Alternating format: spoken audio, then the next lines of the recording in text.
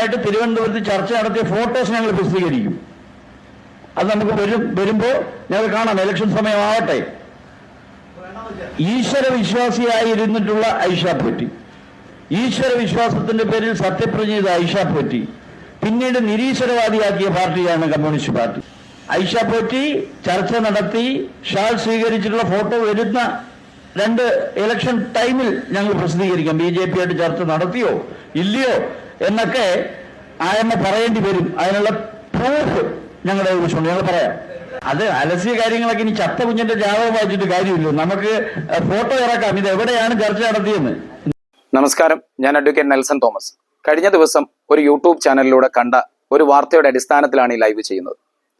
കൊട്ടാരക്കരയിൽ കോൺഗ്രസ് പാർട്ടിയിലേക്ക് CPM-ൽ നിന്ന് വന്ന ശ്രീമതി ഐഷ പോറ്റി BJP സ്ഥാനാർത്ഥിയാകാൻ വേണ്ടി ട്രൈ ചെയ്തിരുന്നു എന്ന വൈക്കൽ സോമൻ ചേട്ടന്റെ ആ വാർത്തയ്ക്ക് ഒരു മറുപടി നൽകുക എന്നുള്ളതാണ്. അദ്ദേഹം പറഞ്ഞിരുന്നു, ഇലക്ഷൻ സമയമാകുമ്പോൾ ന്യൂസ് ചാനൽസുകൾക്ക് വലിയ ഒരു വിരുന്നാകും ഐഷ പോറ്റിയുടെ BJP പ്രവേശനത്തിന് വേണ്ടി അവർ ട്രൈ ചെയ്തത് എന്ന് അദ്ദേഹം പറയുകയുണ്ടായി. യഥാർത്ഥത്തിൽ ഈ വിഷയം ഞാൻ ഐഷ പോറ്റി ചേച്ചിയോട് ചോദിച്ചു. ഇന്ന് രാവിലെയാണ് വിളിച്ചു ചോദിച്ചത്. എന്താണ് അതിന്റെ കാരണം?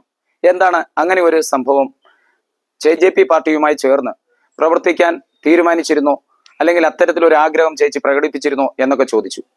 അപ്പോൾ ചേച്ചി എന്നോട് പറഞ്ഞത്, ഞാൻ CPM പാർട്ടിയിൽ നിന്ന് 2 വർഷത്തോളം അകന്നു നിൽക്കുകയായിരുന്നു. ഞാൻ രാഷ്ട്രീയ പരിപാടികൾക്കൊന്നും തന്നെ പങ്കെടുത്തിരുന്നില്ല. എന്നാൽ അവരെ സ്നേഹിക്കുന്ന കൊട്ടാരക്കരയിലെ ജനങ്ങൾ, രാഷ്ട്രീയ പാർട്ടിയിലുള്ളവർ, അതേ രാഷ്ട്രീയ പാർട്ടി CPM-ലുള്ളവർ, അതോടൊപ്പം തന്നെ മറ്റു രാഷ്ട്രീയ പാർട്ടിയിലുള്ളവർ, അവരോട് എന്ത് സംസാരിച്ചു? രാഷ്ട്രീയം നിർത്തരുത്, ചേച്ചിക്ക് കുറെ കൂടി പ്രായം, രാഷ്ട്രീയ പ്രവർത്തനം നടത്താൻ കഴിയും, രാഷ്ട്രീയ പ്രവർത്തനം നിർത്തരുത്, രാഷ്ട്രീയ പ്രവർത്തന പന്താവിൽ തന്നെ നിൽക്കണമെന്ന് പറഞ്ഞപ്പോൾ പല രീതിയിലുള്ള പല കോണുകളിൽ നിന്ന് ആ പ്രഷർ വന്നപ്പോൾ, അതോടൊപ്പം തന്നെ ഞങ്ങളുമൊക്കെ ചേച്ചിയെ നിർബന്ധിച്ചു. ഞങ്ങളും ചെന്ന് കണ്ടിട്ടുണ്ട്. പലരും അദ്ദേഹത്തോട് ഇന്റർവ്യൂ നടത്തിയിട്ടുണ്ട്. നമുക്കറിയാം, ഉമ്മൻചാണ്ടിയുടെ അനുസ്മരണ സമ്മേളനവുമായി ബന്ധപ്പെട്ട് കലയപുരം ആശ്രയിൽ വന്നതുമൊക്കെ. അങ്ങനെ ചാനലുകളിൽ അവരുടെ രാഷ്ട്രീയ പ്രവേശനത്തെ പറ്റി ഒരു വലിയ ചർച്ച നടന്നിരുന്നു. ആ സമയത്ത് BJP അല്ല, കോൺഗ്രസും മറ്റുള്ള രാഷ്ട്രീയ പാർട്ടികളും ഒക്കെ തന്നെ ചേച്ചിയെ സംബന്ധിച്ചിടത്തോളം രാഷ്ട്രീയപരമായി അവരുടെ പാർട്ടിയോട് ചേർന്ന് നിൽക്കുവാൻ ദേശീയ പാർട്ടികൾ ഉൾപ്പെടെയുള്ളവർ വന്നു എന്ന് ചേച്ചി സമ്മതിക്കുകയാണ്. അതുകൊണ്ട് വൈക്കൽ സോമൻ ചേട്ട, ഒരു കാര്യം വളരെ വ്യക്തമായിട്ട് പറയാം. ഐഷ പോറ്റിക്ക് ഇലക്ഷൻ സമയത്ത് വിരുന്ന് നൽകുവാനായിട്ട് ഒന്നും പോകണ്ട, അത് അടിയുറച്ച് തന്നെ ഞങ്ങൾ സമ്മതിക്കുകയാണ്.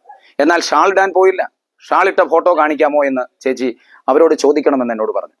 അങ്ങനെ ഒരു ഫോട്ടോ ഉണ്ട് എങ്കിൽ ചേട്ടൻ അത് ഒരു വിരുന്നായി തന്നെ ചാനലുകൾക്ക് കൊടുക്കട്ടെ എന്ന് ഞാൻ ആവശ്യപ്പെടുകയാണ്.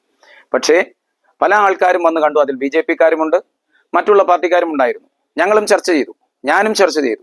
അങ്ങനെ അവരുടെ രാഷ്ട്രീയപരമായി അവർക്ക് പിന്തിരിപ്പൻ ആശയവുമായി നിന്നവർക്കെതിരെ അവർ രാഷ്ട്രീയത്തിലേക്ക് കടന്നു വന്നു. അവർക്ക് താല്പര്യമുള്ള രാഷ്ട്രീയം, ജനാധിപത്യപരമായ ആ രാഷ്ട്രീയത്തിന്റെ ഭാഗമായി കോൺഗ്രസിൽ ചേർന്നു. പലരും ചർച്ച ചെയ്തിട്ടുണ്ടാവാം, പലരും വന്ന് കണ്ടിട്ടുണ്ടാവാം. അതിലൊന്നും വിസമ്മതിക്കുന്ന ഒരു നിലപാടും സ്വീകരിക്കുന്നില്ല. സമ്മതിച്ചുകൊണ്ട് തന്നെ പറയുന്നു, BJP-യുടെ ആൾക്കാർ കണ്ടിരുന്നു. പക്ഷേ നിലപാടുകൾ കോൺഗ്രസിനോടൊപ്പമായിരുന്നു, ജനാധിപത്യ വ്യവസ്ഥിതിയോടൊപ്പമായിരുന്നു, മതേതരത്വത്തോടൊപ്പമായിരുന്നു. അതേ ഉള്ളൂ.